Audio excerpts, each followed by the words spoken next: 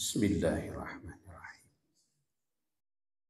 Assalamualaikum warahmatullahi wabarakatuh. Alhamdulillah allazi bi ni'matihi tatimmus shalihat. Salatullahi wa salamuhu ala Rasulillah wa ala alihi wa ashabihi wa mawalah. Wala haula wala quwwata illa billah, amma ba'd. Wa qala ta'ala a'udzu billahi minasy syaithanir rajim. Bismillahirrahmanirrahim. Fazkuruni azkurukum washkuruli wala takfurun. Sadaqallahul azim. Bapak-bapak, ibu-ibu, jamaah sekalian yang dimuliakan Allah, atas izin, atas rahmat, berkah serta hidayah taufik Allah Subhanahu wa taala, pada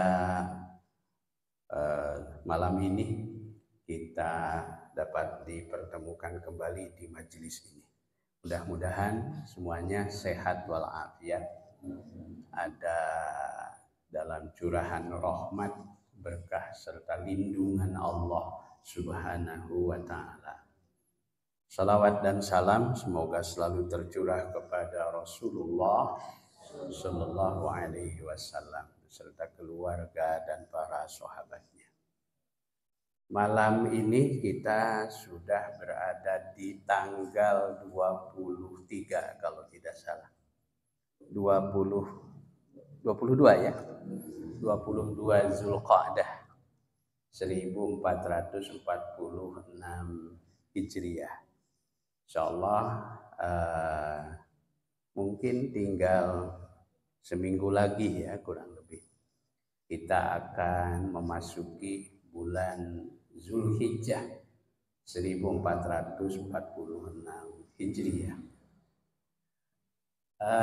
Perlu diingatkan kembali bahwa bulan Zulqa'dah, bulan Zulhijjah ini kalau dalam Al-Quran itu disebut antara lain Ashhurum Ma'lumat. Disebut namanya Ashhurum Ma'lumat, bulan-bulan yang telah diketahui ya. Bulan-bulan yang populer ya. Karena biasanya di bulan-bulan ini paling tidak sebahagian kaum muslimin itu melaksanakan ibadah haji ke Baitullah. Maka disebut namanya Ashhurum Ma'lumat, yaitu 3 bulan. Bulan Syawal, bulan Zulqa'dah, bulan Zulhijjah. Itu namanya Ashhurum Ma'lumat. Disebut juga bulan Zulqa'dah ini dan bulan Zulhijjah termasuk salah satu bulan haram. Artinya bulan yang disucikan, bulan yang dimuliakan, bulan yang disakralkan. Merujuk pada surat At-Taubah ayat 36. Di situ dijelaskan ada 4 bulan dalam setahun yang disebut bulan haram. 3 bulan berturut-turut, yaitu Zulqa'dah, Zulhijjah, dan Muharram. 1 bulan terpisah, yaitu bulan Rajab. Apa hikmahnya? Hikmahnya adalah ketika kita beribadah dan beramal soleh di bulan-bulan haram ini, maka pahalanya dilipat gandakan oleh Allah Subhanahu wa ta'ala.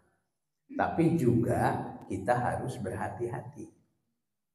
Jika kita berbuat dosa, berbuat kerusakan, berbuat kemaksiatan, maka hukumannya pun, sanksinya pun dilipat gandakan oleh Allah Subhanahu wa ta'ala.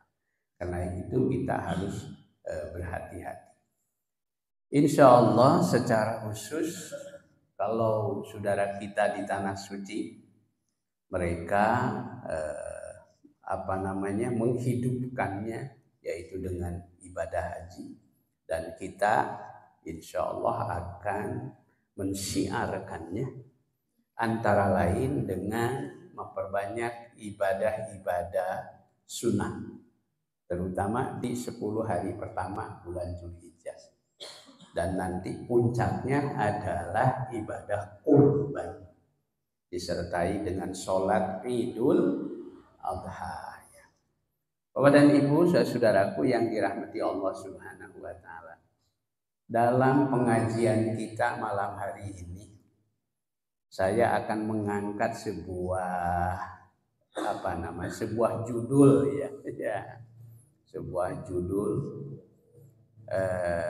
perbaikilah hubunganmu dengan Allah. Itu judulnya. Perbaikilah hubunganmu dengan Allah. Tema ini saya ambil dari nasihat seorang guru. Seorang guru yang sangat kami hormati karena keilmuan dan kesalehannya. Satu ketika beliau memberi nasihat kepada kami. Kata beliau, perbaikilah hubunganmu dengan Allah. Niscaya Allah akan memperbaiki hubungan kita bersama makhluknya yang lain. Artinya ketika hubungan kita dengan makhluk lain kurang baik, boleh jadi mungkin salah satu faktor penyebabnya karena belum benar-benar baik hubungan kita dengan Allah Subhanahu wa ta'ala. Nah, untuk meyakinkan penjelasannya ini, lalu beliau menyampaikan beberapa testimoni. Di antaranya pertama, testimoni yang dialami oleh seorang ulama di zaman tabi'in, salafus saleh, seorang ulama tabi'in. Tabi'in itu artinya generasi kedua sesudah sahabat Rasulullah SAW.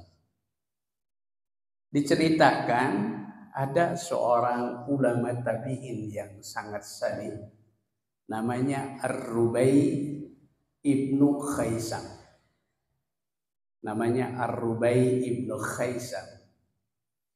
Satu ketika beliau bercerita, ra'aitu bil manami qailan. Kata Rubai ibnu Khaisam, aku melihat di dalam mimpiku, dalam tidurku, berarti mimpi. Berarti mimpi. Dan mimpi para kekasih Allah Subhanahu wa ta'ala itu bukan sekedar bunga tidur. Berbeda dengan kita. Berbeda dengan kita. Tapi mimpinya itu kemungkinan besar adalah salah satu di antara tanda-tanda kenabian. Bukankah Nabi Ibrahim alaihissalam ketika beliau menerima perintah dari Allah untuk mengorbankan putranya Nabi Ismail, itu pun disampaikan melalui mimpi, seperti yang diabadikan oleh Allah kisahnya dalam surat As-Saffat. Nah, karena itu maka mimpi para kekasih Allah itu adalah salah satu di antara tanda kenabian. Begitu pula yang dialami oleh Ar-Rubai ibnu Khaisam.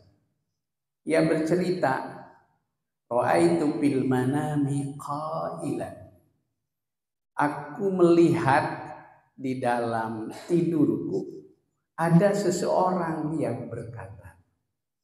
Apa yang dikatakannya? Yaqululi, dia berkata kepadaku, ya Rubai, wahai Rubai, Inna Maimunata as-sauda, sesungguhnya Maimunah yang hitam itu.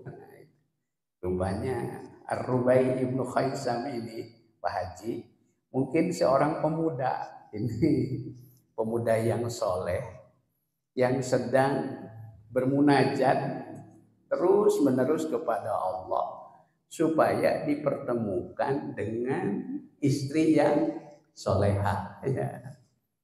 Sampai satu ketika Allah memberikan petunjuk di dalam mimpinya itu.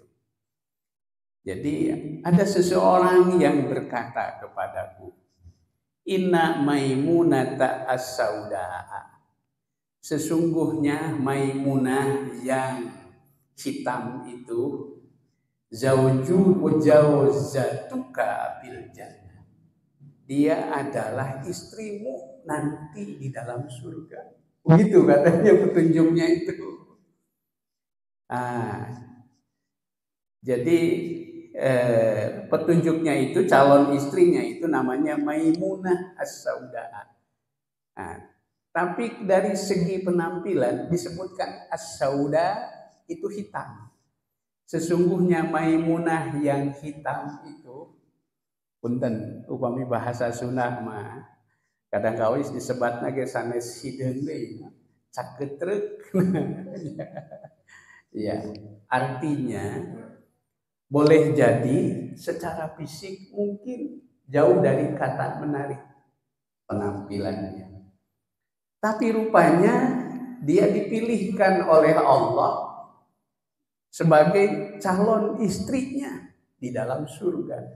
Berarti logikanya apa ini? Logikanya, kalau ditunjukkan ia istrinya dalam surga, berarti ia kemungkinan besar juga akan masuk surga. Ya, akan masuk surga. Falamma asbahtu, maka cerita dari Ar-Rubai ibnu Khaisam itu, maka tatkala asbahtu, tiba waktu subuh, sa'altu anha, aku bertanya kepada berbagai pihak tentang wanita ini, tentang dia. Cari informasi ke sana kemari. Mungkin kalau sekarang masih ya, apa namanya? Ya, dicari infonya itu di berbagai sumber informasi. Pagi lalu ada seseorang yang berkata kepadaku, kata Ar-Rubai ibnu Khaisam itu, hiya taskunu as-Syama, dia tinggal di Syam. Syam itu dulu salah satu bagiannya adalah Syria. Dia tinggal di Syam. Faqasadtuha, maka aku bermaksud hendak menjumpainya, menemuinya. Fawajadtuha, dan kemudian setelah menempuh perjalanan, aku mendapatinya. Aku menemukan dia tar'a. Rupanya dia kesehariannya tar'a, mengembala kambing. Pengembala kambing. Mungkin ibu-ibu di kita mah heran. Kira aku ayah awewe mengembala kambing. Kalau di cerita zaman dulu itu banyak kaum wanita yang mengembala kambing. Masih ingat cerita Nabi Musa alaihissalam. Ketika beliau bertemu dengan calon istrinya, yang dua orang itu, yang putri Nabi Syuaib, itu kan kedua-duanya ditemukan ketika sedang mencari air untuk kambing yang digembalakannya. Jadi tidak heran kalau ada kaum wanita yang mengembala kambing. Tar'a gonaman, rupanya dia sedang mengembala kambing. Kemudian fasa'altu 'alaiha, lalu aku bertanya kepadanya. Faqalat, lalu sang wanita itu berkata, Ya Rubai, wahai Rubai, laisal ma'wa hahuna. Bukan di sini tempatnya. Aduh sanes di dieu tempatnya kirang sae gitu ya. Bukan di sini tempatnya untuk ketemuan, bukan di sini gitu ya. Tapi rupanya Allah yang punya skenario, justru dia ingin menunjukkan keaslian yang sesungguhnya dari Maimunah itu. Maka kemudian fakultu laha, aku berkata, kata Rubai ibnu Khaisam kepadanya, ma aksara kilabak, ma aksara kilabak, alangkah banyaknya kilabaki, alangkah banyaknya anjing-anjingmu, katanya gitu, gogong gitu. Nah cenah ieu teh anu diangon teh geuning gitu ya, gitu seueur keneh gogogna gitu. Ma aksara kilabaki, alangkah banyaknya gogog-gogogmu gitu ya. Wa aqalla ghanamaki, dan betapa sedikitnya kambingmu. Itu geuning cenah nu diangon teh gitu kawi bahasa urang. Itu seueur keneh gogog ya daripada kambing gitu. Waqalat, lalu Maimunah itu berkata, mahum kilabun. Oh, rupina mah akang komis bahasa urang mah lepat ningali itu. Salah lihat. Ini mah bukan gogog-gogog, bukan katanya gitu. Mahum kilabak, mahum kilabun, mereka bukan gogog, bukan anjing-anjing. Walakinnahum diabun, akan tetapi mereka itu adalah serigala. Waduh, kaget. Ieu mah sanes gogog Kang. Nah, ieu mah serigala gitu ya. Atuh beuki kaget tah. Beuki kaget eta teh. Rubai ibnu Khaisam itu beuki kaget gitu. Walakinnahum diabun faqultu laha, lalu aku berkata kepadanya, kaifa tajma'i ad-diaba ma'al ghanami, bagaimana katanya rahasianya engkau bisa mengumpulkan serigala-serigala ini bisa begitu harmonis, bisa begitu akur, ngahiji gitu ya. Itu bisa begitu akur, bisa begitu harmonis, rukun itu dengan kambing, padahal jumlah kambingnya juga tidak banyak. Nah, disinilah Allah hendak menunjukkan satu kekuatan pada seorang wanita yang secara fisik mungkin dia sering luput dari perhatian banyak orang, tetapi di balik semuanya itu dia adalah seorang wanita yang memiliki mutiara kehidupan yang sangat mahal, yaitu mutiara ketauhidan. Dia berkata, dan ini kata-katanya menjadi kata-kata hikmah. Apa yang dikatakannya? Aslahtu faqalat, lalu Maimunah berkata, aslahtu ma baini wa baina maulaya, aku selalu memperbaiki hubungan di antara diriku dan antara maulaya. Maulaya itu adalah zat yang maha mengurus dan maha mengatur seluruh kehidupan. Artinya selalu membina hubungan baik dengan siapa? Dengan Allah Subhanahu wa ta'ala. Aslahtu ma baini wa baina maulaya, aku selalu berusaha untuk memperbaiki apa yang ada di antara diriku dengan zat yang maha mengurus kehidupanku, yakni Allah Subhanahu wa ta'ala.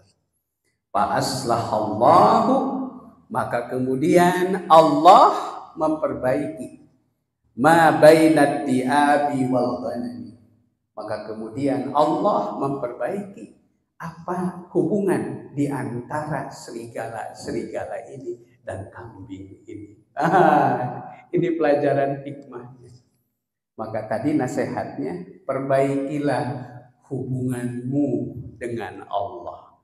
Niscaya kita akan memperbaiki, niscaya Allah akan memperbaiki hubungan kita bersama makhluknya.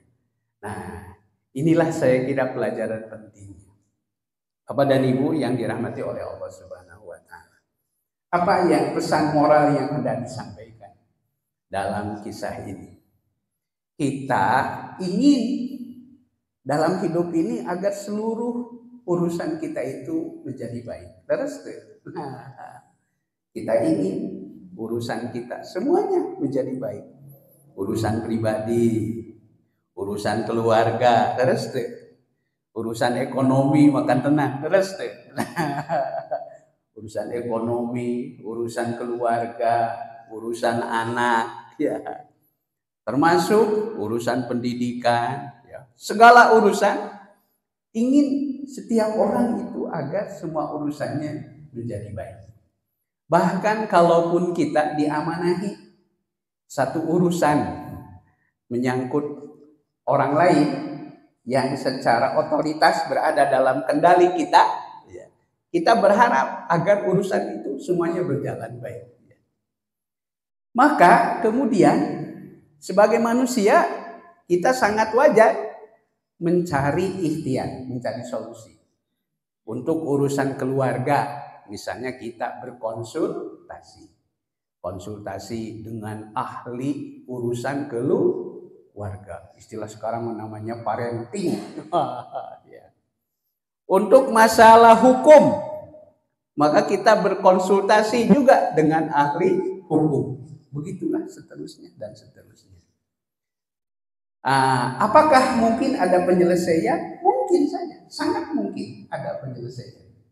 Tapi ketika kita hanya mencari penyelesaian sebuah urusan melalui mengandalkan semata-mata kepada manusia, kepada makhluk, walaupun boleh jadi urusan itu berhasil diselesaikan, tapi satu kekurangannya, yaitu apa? Sangat jauh dari keberkahan. Ini sangat jauh dari satu kata kunci yang selalu kita berdoa kepada Allah Subhanahu wa taala, yaitu kita selalu memohon keberkahan. Contoh sederhana, ketika kita mau makan, apa doa kita? Allahumma barik lana bima rozaqtana wa qina azabannar. Bahkan junjungan kita Nabi Muhammad Sallallahu Alaihi Wasallam, ketika beliau ditanya oleh sahabat, wahai Rasulullah, engkau telah mengajarkan kepada kami cara kami mengucapkan salam kepadamu. Lalu bagaimana cara kami bersolawat kepadamu? Maka kemudian beliau mengajarkan sebuah solawat yang setiap solawat ini kita abadikan, dibaca dalam tasyahud. Allahumma salli ala Muhammad wa ala ali Muhammad kama sallaita ala Ibrahim wa ala ali Ibrahim. Allahumma barik ala Muhammad wa ala ali Muhammad kama barakta ala Ibrahim wa ala ali Ibrahim bil alamin innaka Hamidun Majid. Salawat Rasulullah. Allahumma salli ala Muhammad wa ala ali Muhammad wa barik ala Muhammad wa ala ali Muhammad kama barakta ala Ibrahim. Berarti Nabi Muhammad sangat meyakini bahwa salah satu contoh figur yang hidup dan kehidupannya penuh dengan kebarokahan adalah Nabi Ibrahim alaihi. Coba Bahwa beliau itu sejarahnya tidak lekang oleh waktu. Ya. Mungkin kalau kita telusuri jarak kita dengan Nabi Ibrahim itu, saya perhitungkan kira-kira berapa ya? Kurang lebih 4.500 tahun jarak kita dengan Nabi Ibrahim alaihissalam. Tapi seluruh kisahnya itu selalu up to date sampai hari ini. Terlebih di bulan Zulqa'dah, bulan Zulhijjah ini. Bahkan tidak berlebihan saya kira. Kalau ada ahli sejarah yang mengatakan bahwa perjalanan ibadah haji itu secara historis itu sesungguhnya adalah dalam rangka napaktilas perjalanan hidup dan perjuangan Nabi Ibrahim alaihis beserta keluarga. Saya tadi bacakan dalam sholat maghrib sebahagian dari ayat kisah tentang Nabi Ibrahim. Nah, Bapak dan Ibu yang dirahmati Allah Subhanahu wa Ta'ala, testimoni yang kedua dari kisah ini ada sebuah kisah yang menarik juga. Testimoni yang kedua ini diceritakan oleh seorang ulama yang saleh, namanya Al-Asmu'i. Al-Asmu'i ia bercerita, kata Al-Asmu'i, dakhaltu ala hayyin min ahya'il Arab. Satu ketika aku masuk ke sebuah perkampungan dari kampung-kampung di Arab. Faida bijariyatin, dan tiba-tiba pastauqafni husnuha. Tiba-tiba ada seorang wanita yang membuatku terkejut karena kecantikannya. Kata Al-Asmu'i. Lah, di kampung cenah aya nu geulis. Dia terkejut itu melihat ada seorang wanita karena kecantikannya. Fakultu, maka aku berkata dalam hati, kata Al-Asmu'i, faza man hadhihi lahu. Alangkah beruntungnya, ya, itu beruntunglah orang yang memiliki wanita ini. Itu kata Al-Asmu'i. Lu baca bener cenah anu menangkeun ieu awewe. Gitu. Itu faza man hadhihi lahu. Alangkah beruntungnya orang yang menjadi suami dari wanita ini. Faida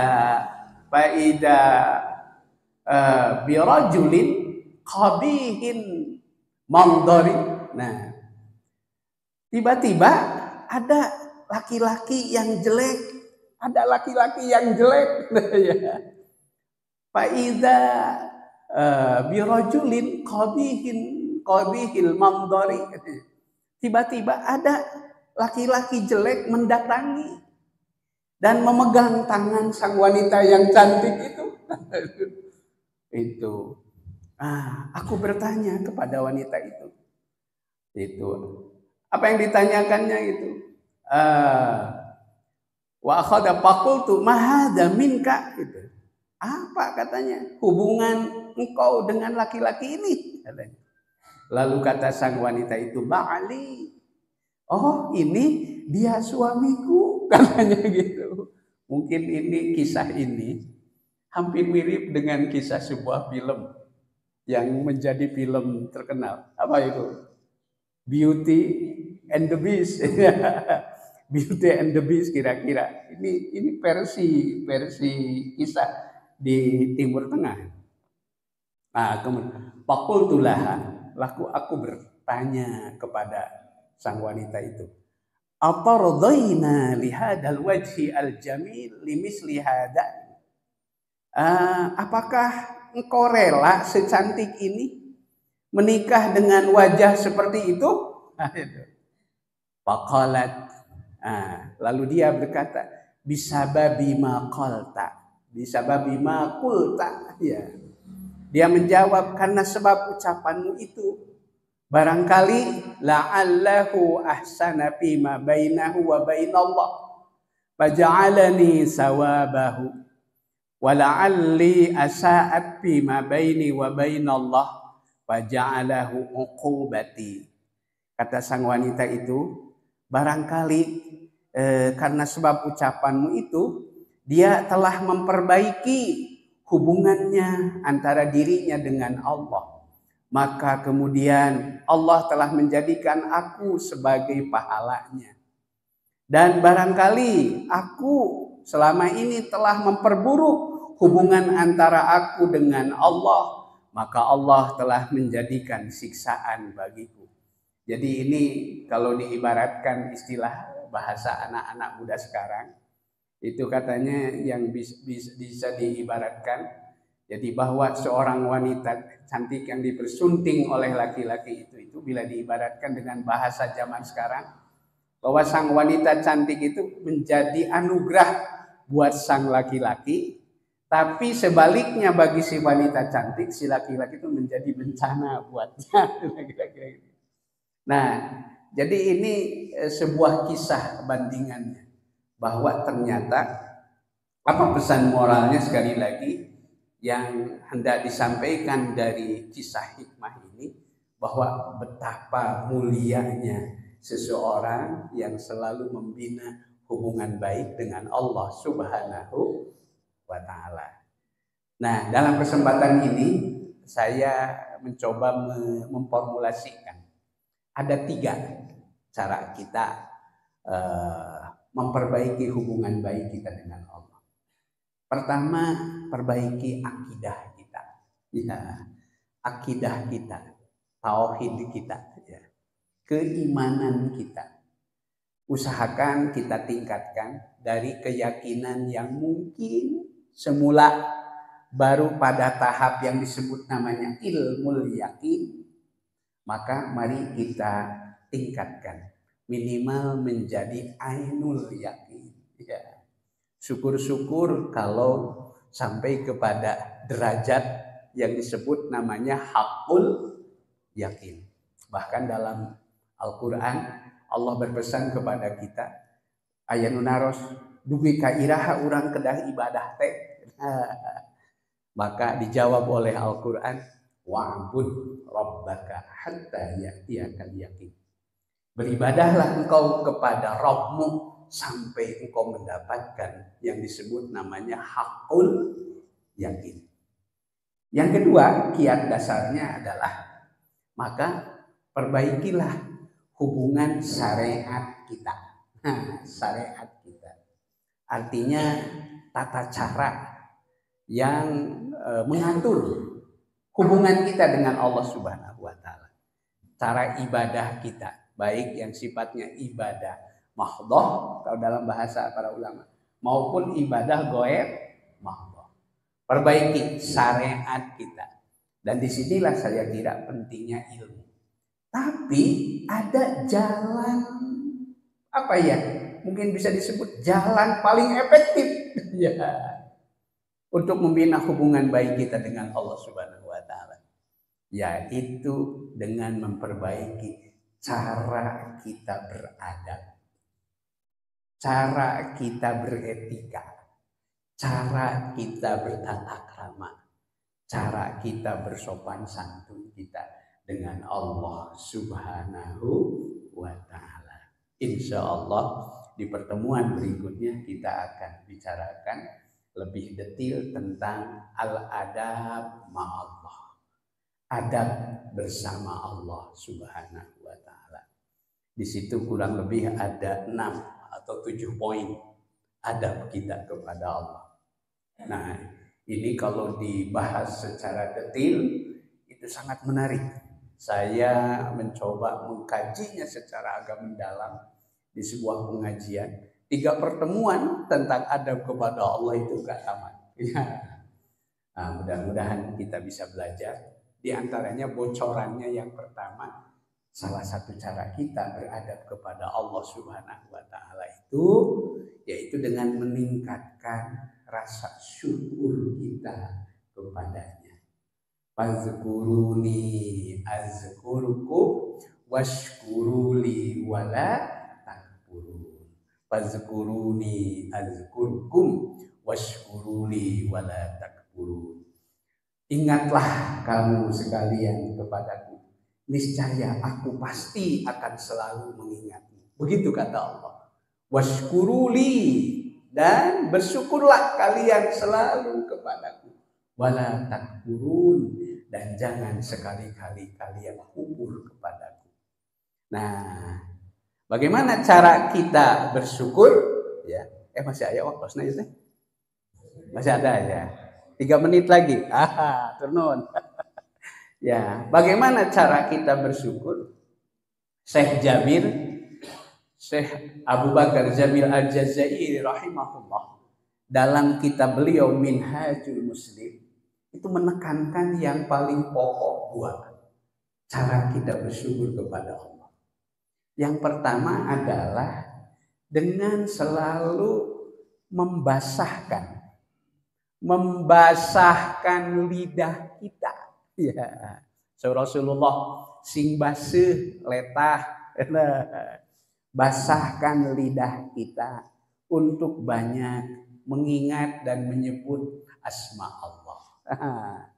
Pesan beliau kepada seorang sahabat, la yazalu lisanuka ratban bidzikrillah. Jaga senantiasa lidahmu agar basah berzikir mengingat Allah Subhanahu wa taala. Ini saya kira penting sekali. Kemudian yang kedua, Syekh Jabir menekankan cara kita bersyukur kepada Allah itu adalah bitashiri jawarih. Ini kata kuncinya, bitashiri jawarih, dengan ditundukkan, ditaklukkan. Ya, kalau taskhir itu kalau binatang yang liar ditundukkan. Ya. Apa yang ditundukkan? Seluruh anggota tubuh kita ditundukkan. Sing linek, ditundukkan supaya apa? Supaya jinak, ya, mau taat, melakukan ketaatan kepada Allah Subhanahu wa taala. Bitashiri jawarih bi taatillah, dengan menundukkan seluruh anggota tubuh kita untuk semakin taat kepada Allah Subhanahu wa taala. Terutama anggota tubuh kita yang 7. Benar, yang 7. Yang sering disebut 7 anggota sujud. Eta tadi tundukkan. Apa yang 7 itu? 1 kepala. Yang kedua 2 telapak. Yang ketiga lutut. Yang keempat ya 2 telapak kaki. Ini. Maka yang disebut 7 anggota sujud itu 1 kepala, 2 telapak tangan, 3 lutut, dan 2 telapak kaki kita, telapak jari kita, untuk bersujud kepada Allah Subhanahu wa taala. Mudah-mudahan kita termasuk hamba Allah yang pandai bersyukur, di antaranya dengan memperbanyak zikir, dan juga kita memperkuat ketaatan kita kepada Allah melalui ibadah sholat. Khusus dalam rangka Idul Adha, maka pesan Allah dalam Al-Quran, inna a'toina kal kausar fasholli li rabbika wanhar. Maka sholatlah engkau karena Tuhanmu, wanhar, dan berkur. Mudah-mudahan Allah Subhanahu wa taala memberikan kesehatan lahir dan batin kepada kita sekalian, dan semoga Allah memberikan kemudahan-kemudahan, kelapangan dalam segala urusan, termasuk dilapangkan rezeki kita, sehingga kita dapat semakin baik dalam mengabdi kepada Allah dan juga berbuat baik kepada sesama. Terima kasih atas perhatian, mohon maaf atas segala kekurangan. Kita tutup dengan doa.